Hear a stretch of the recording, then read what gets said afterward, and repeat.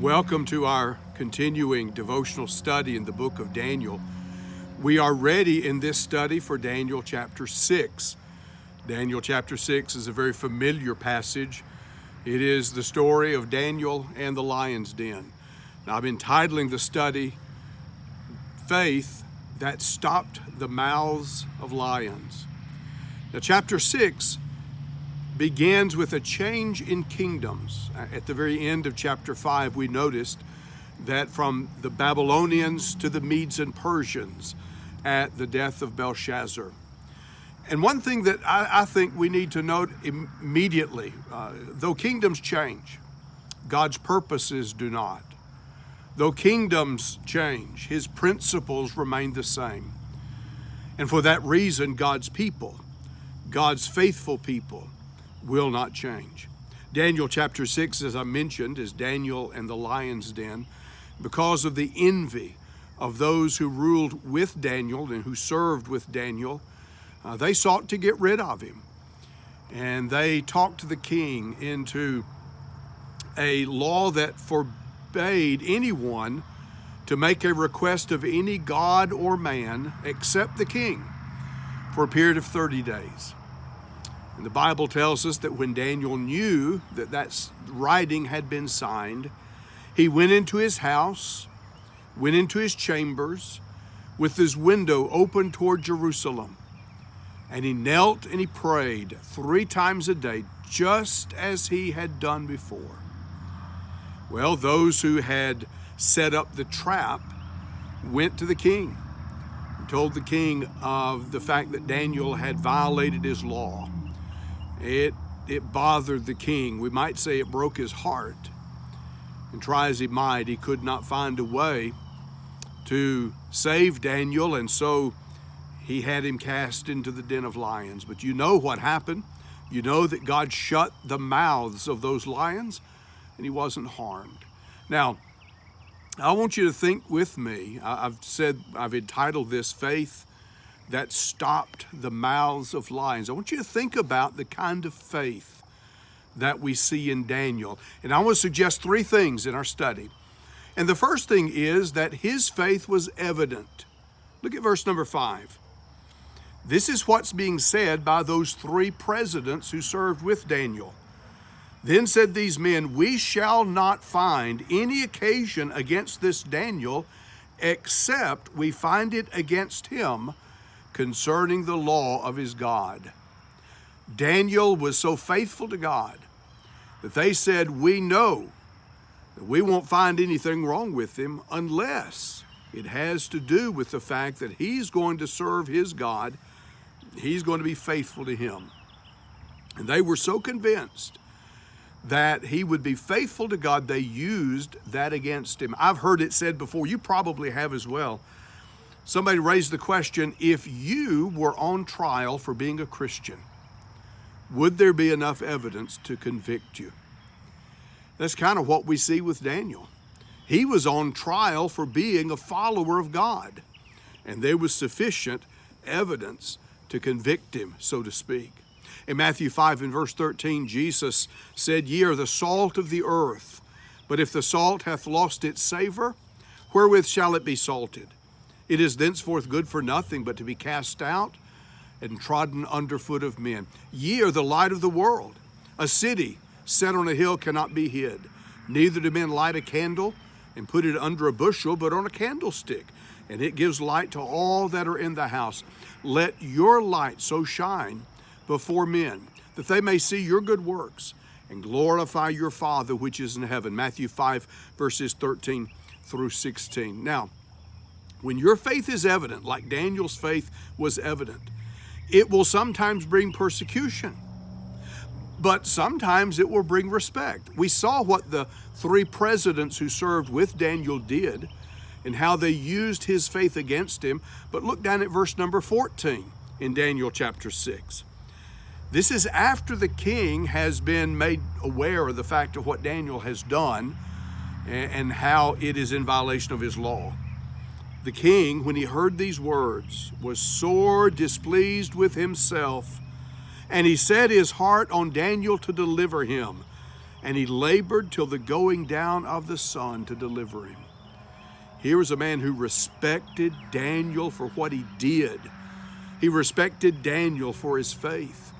Now, I think something that we need to recognize when it comes to this idea that your faith being evident may cause you to be persecuted, or it may cause you to earn the respect of those around you.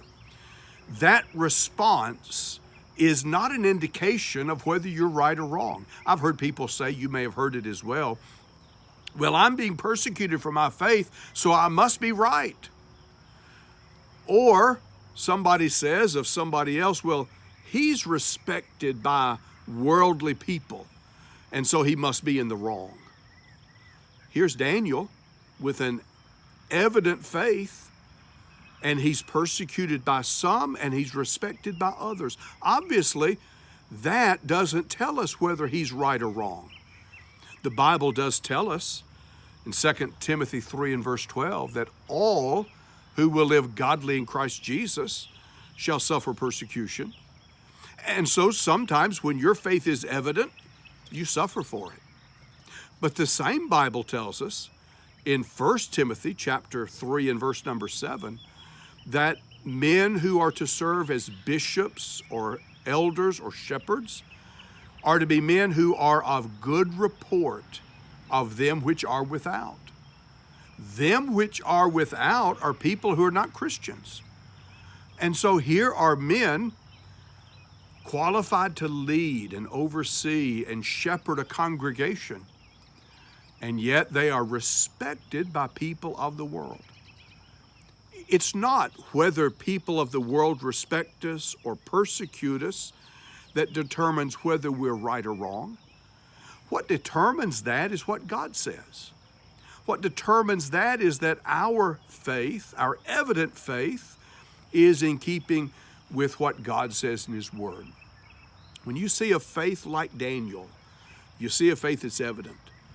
And that's the kind of faith we should strive to develop. But then consider a second thing about his faith, and that is it was active. Look at verse number 7. The presidents of the kingdom, the governors, the princes, the counselors, the captains have consulted together. This is what the king is being told, to establish a royal statute, to make a firm decree that whosoever shall ask a petition of any god or man for 30 days except of you, O king, he shall be cast into a den of lions. Now I want you to notice the law that they craft does not require of Daniel that he actively engage in something that's wrong.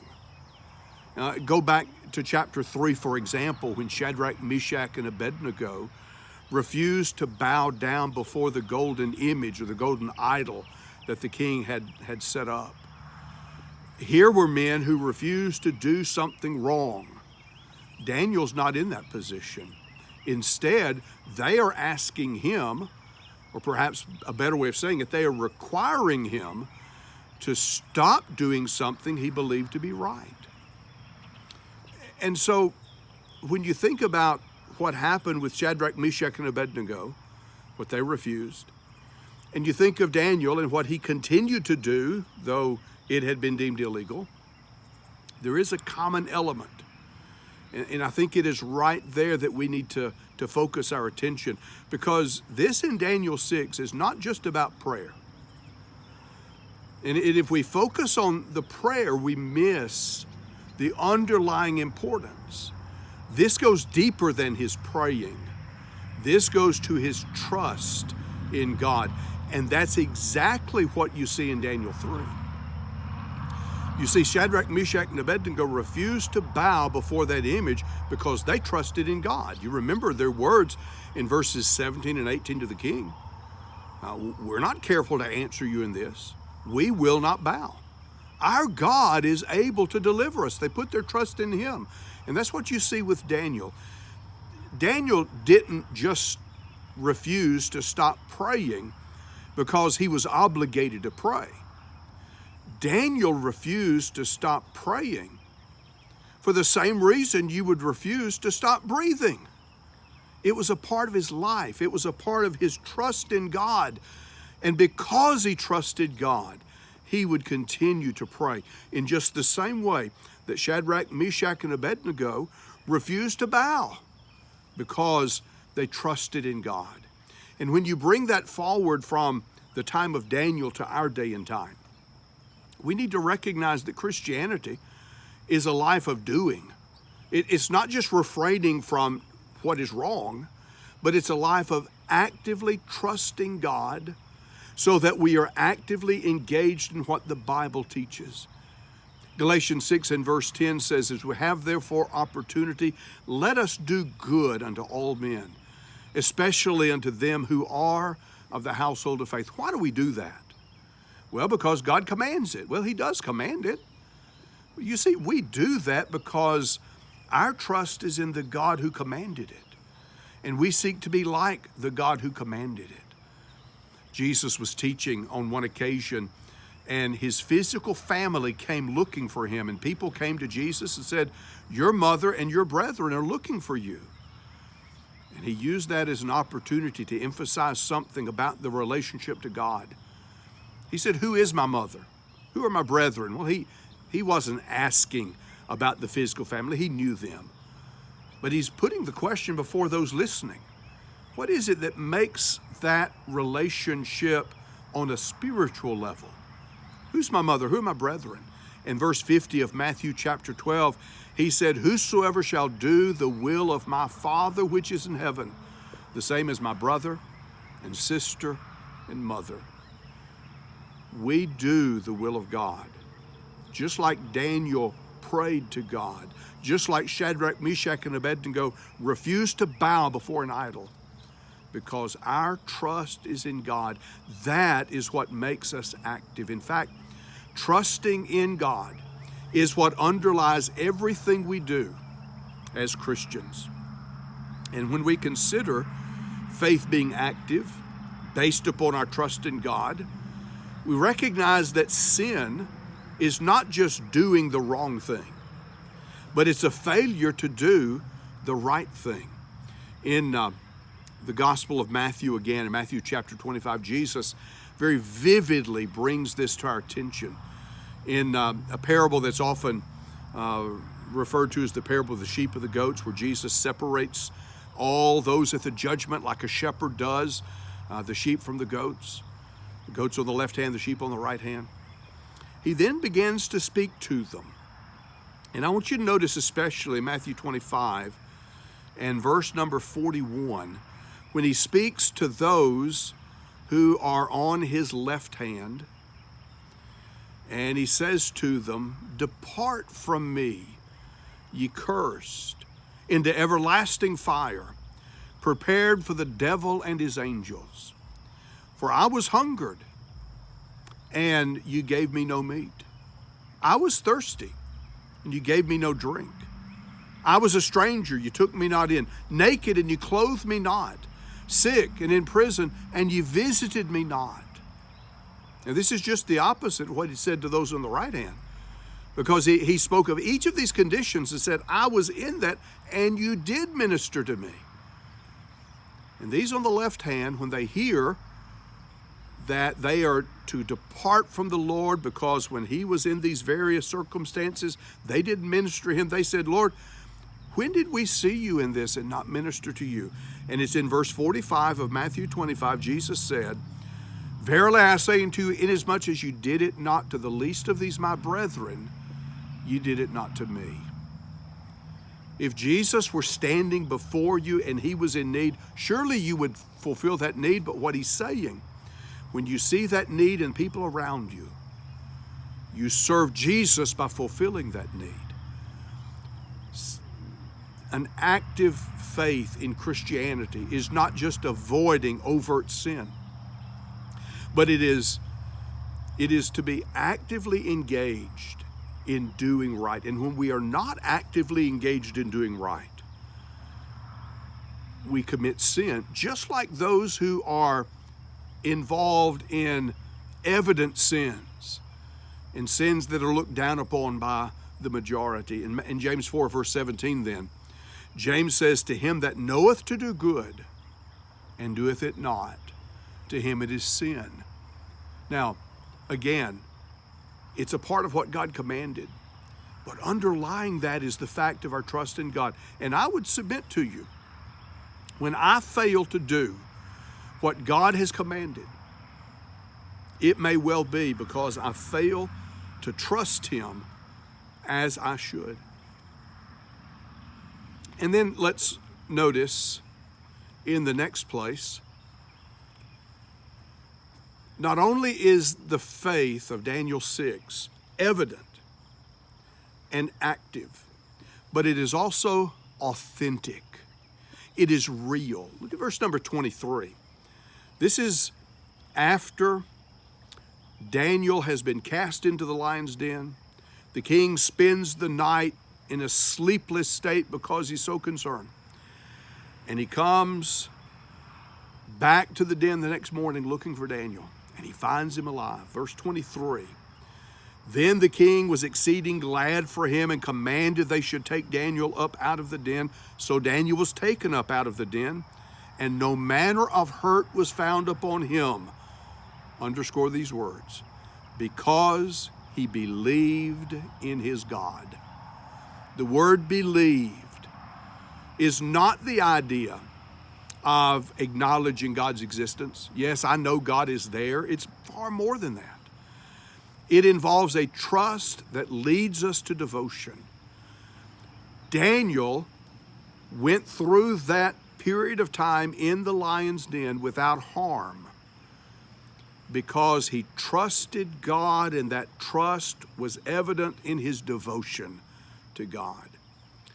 In fact, take the time to sit down with Daniel 6 and notice the number of times God is referred to as Daniel's God. You'll see phrases like his God or thy God. And over and again, no less than 7 times, God is referred to as the God of Daniel. His was a real faith, a real, authentic trust in God that led him to be devoted to God. Now, I want to look at a couple of verses as we draw this to a close. Verses very familiar to us, but we sometimes kind of lift it out, and I think we kind of water down the meaning of it if we're not careful. One of them, Revelation 2 and verse number 10. In the letter to the church at Smyrna, the Lord said to them, fear none of those things which thou shalt suffer. Behold, the devil shall cast some of you into prison that ye may be tried, and ye shall have tribulation 10 days. Now we're to the part of the verse we hear so often. Be thou faithful unto death, and I will give you the crown of life. This remaining faithful unto death is not staying faithful till the day we die. That's not what he's talking about. That would obviously be true, but he's talking about something far, far deeper than just staying faithful till we die. Here are people who are being persecuted. Here are people who were suffering. Some of these in the first century were put to death because of their faith in Jesus. And he says to them, you be faithful even to the point of death, and you'll receive the crown of life. I am thankful that today we don't face that we're not concerned about somebody throwing us into prison or putting us to death because we believe in Jesus. And I know there are people in our world today facing that, just as people in the time of John, the apostle who wrote the book of Revelation, faced that. But there's still a principle for you and for me.